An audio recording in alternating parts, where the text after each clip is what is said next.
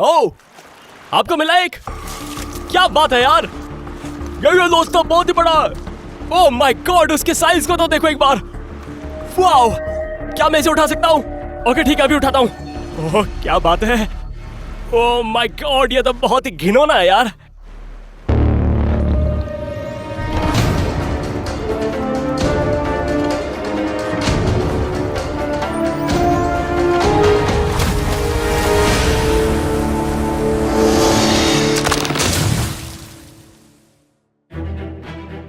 अगर ग्रह पर कोई पारिस्थितिकी तंत्र है जो लगातार बदल रहा है तो वो ज्वार की पूल है।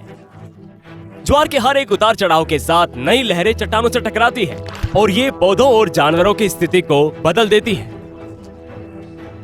कैलिफोर्निया के तट के साथ वहाँ बहुत सारे ऐसे जीव हैं जिन्हें आप पा सकते हैं, अगर आपको पता हो कि कहाँ पर क्या देखना है।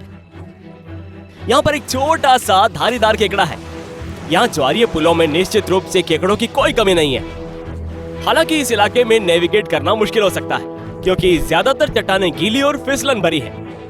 बियॉन्ड द टाइड को फिल्माने में मेरे लिए अब तक की सबसे मुश्किल चीजों में से एक इलाका ये वाला रहा है।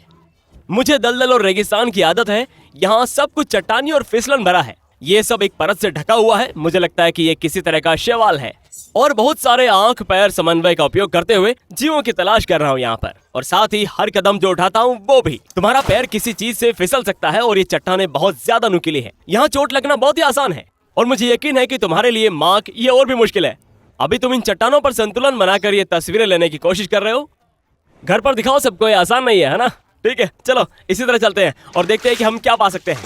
मैं आमतौर पर मैदानों में जानवरों को खोजने में बहुत अच्छा हूँ, लेकिन कभी कभी एक वन्यजीव विशेषज्ञ हमारे साथ जुड़ जाता है प्रजातियों का पता लगाने में मदद करने के लिए। आज मैं ज्वार पूल विशेषज्ञ एरन सांचेज के साथ फिर से बाहर हूँ, जो अपने पूरे जीवन में इन दक्षिणी कैलिफोर्निया पुलों की खोज कर रहा है और हमारा लक्ष्य एक विशाल समुद्री स्लग का पता लगाना है। ठीक है एरन, तो हम ज्वार पुल में हैं और हम स्लग की तलाश कर रहे हैं, तो हमें किस बात पर नजर रखनी चाहिए? अच्छा कार्टी, स्लग को नजरअंदाज करना बहुत मुश्किल होगा। ये वास्तव में ग्रह पर सबसे बड़े समुद्री स्लग है। वो यहाँ संभोग करने और अंडे देने के लिए आते हैं।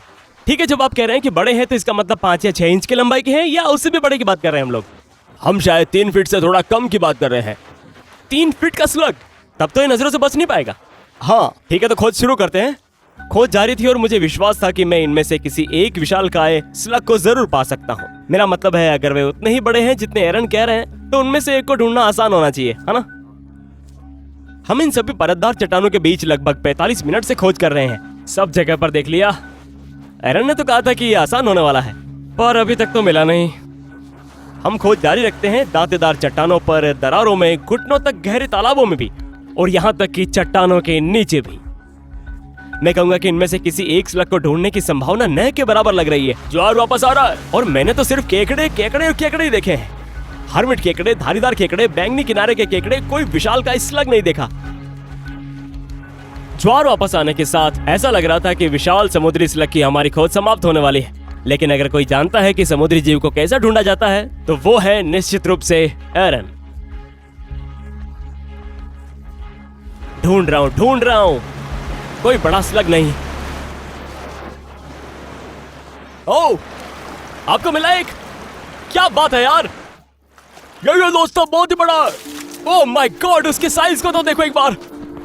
वाह वाह यार, यस! अरे वाह, क्या खोज की है तुमने। और वो ये रही। क्या मैं इसे उठा सकता हूँ? हाँ ये सेफ है। ये मुझे स्याही तो नहीं लगाएगा? थोड़ा चिपचिपा है लेकिन बस इतना ही। ओह देखो इसे। ओह, उठा रहा हूँ इसे। अरे बाप रे, कितना चिपचिपा है। इस स्लग को देखो यार। ओह माय गॉड, ये भारी है। अरे बाप रे, ये लगभग 10 पाउंड का होगा। मेरा अनुमान तो यही कहता है। एरन, ये बड़ा है? हाँ, ये बहुत अच्छे आकार का, मैंने जितने देखे उन सबसे बड़ों में से एक है। मैं इसे अपनी बाह पर फैलाकर देखूंगा और देखूंगा कि क्या हम इसे पूरी तरह से लंबा कर सकते हैं। ये कितना चिपचिपा है यार। एरन, इसके बारे में बताओ। ठीक है कायोटी, वो अभी अपनी बाह के चारों ओर जो लपेट रहा है ना, वो वास्तव में उसका मांसल पैर है। वो इधर उधर जाने के लिए इसका उपयोग करता है। मैं महसूस कर सकता हूँ कि वो मेरी बाह को पकड़ रहा है, मतलब जैसे लिपट रहा हो। छोटी जीभ भी महसूस हो रही मुझे। ये काट नहीं सकता ना? नहीं, ये लोग शाकाहारी है। वे ज्यादातर शैवाल और केल्प खाते हैं।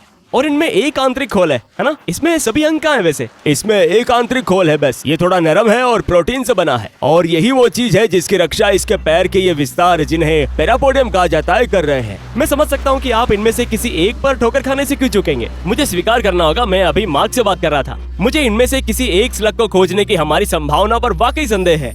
हमने पूरे दिन केवल केकड़े और छोटे भूरे समुद्री खरगोश ही देखे हैं। वैसे उनमें से एक को पकड़ना चाहिए। क्या यहाँ कोई नहीं है? चलो इसे एक दूसरे के बगल में देखते हैं।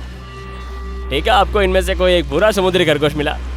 ठीक है, तो बढ़िया है। विशाल काले समुद्री स्लग की तुलना बहुत छोटे भूरे समुद्री स्लग के बगल में दिखा रहा है, और उन दोनों को समुद्री खरगोश कहा जाता है क्योंकि जैसा कि आप देख सकते हैं कि सिर के सामने हवा में चिपके हुए ये तंबू खरगोश के कान जैसे दिखते हैं। मुझे लगा कि भूरे रंग का समुद्री खरगोश बड़ा है। अंतर देख रहे हो दोनों का? मुझे लगा कि भूरे रंग का समुद्री खरगोश बड़ा है। हाँ, गंभीरता से इन दो प्रजातियों के बीच अंतर में कोई गलती नहीं है। वाह, ये चीज बहुत विशाल है। इसका वजन लगभग 10 पाउंड है और पूरी तरह से फैलने पर इसकी लंबाई लगभग 2 फीट है। ये क्रेजी है। और तो और ये अविश्वसनीय रूप से फिसलन भरा है। वास्तव में इसे पकड़ना बहुत मुश्किल है, और मेरे हाथ और बाजू अब फिसलन भरे बलगम से ढके हुए हैं। तो क्या ये स्लग किसी तरह से जहरीले हैं? नहीं, ये नहीं है। ठीक है, तो मैं अभी किसी खतरे में नहीं हूं ना? तो ये काटते नहीं, ये जहरीले नहीं, ये सिर्फ चिपचिपे और एलियन जैसे दिखते हैं। तो ये शिकारियों से खुद को बचाता कैसे है?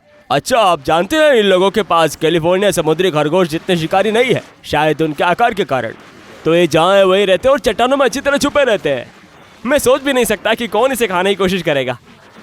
ये आश्चर्यजनक है कि ये स्लग कितना बड़ा है। जब आपने मुझसे कहा कि हाँ, हम बाहर जा रहे हैं, हम एक विशाल स्लग पकड़ने जा रहे हैं, मुझे ईमानदारी से आपकी बात पर विश्वास नहीं हुआ। जब आपने कहा कि ये लगभग 2 फीट लंबे हो सकते हैं, और जब तक ये जानवर वास्तव में मेरे हाथ में नहीं था, वास्तव में मेरी बाह पर, मुझे इस पर विश्वास नहीं हुआ।